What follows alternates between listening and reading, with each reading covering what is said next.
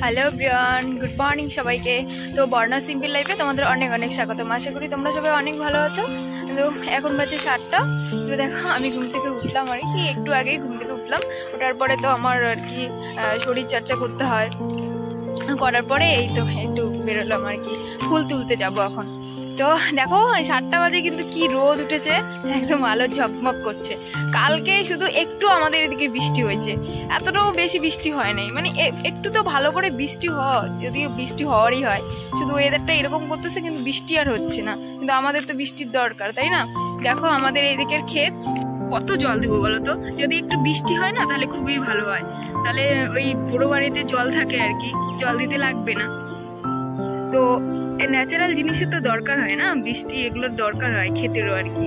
যেমন মানুষেরও দরকার হয় অনেক কিছু, তেমন ক্ষেতেরও অনেক কিছুই দরকার হয়। এই দেখো ফুল আছে আর কি কাকিমাদের কাছে আর কি।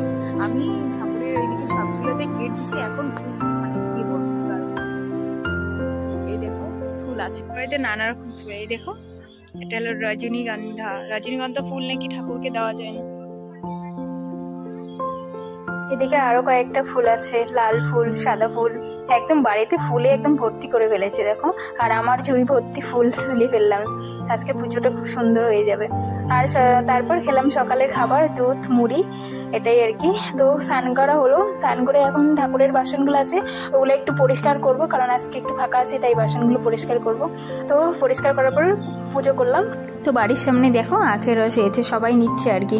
তো আমিও ভাবলাম যে হ্যাঁ অনেক দিন থেকে তো আখের রস খাই না, তো আমিও নিয়ে নিই, এই গরমে আখের রস খাওয়া ভালো, তাই না? আখের রস এখন খাবো, আখের রস।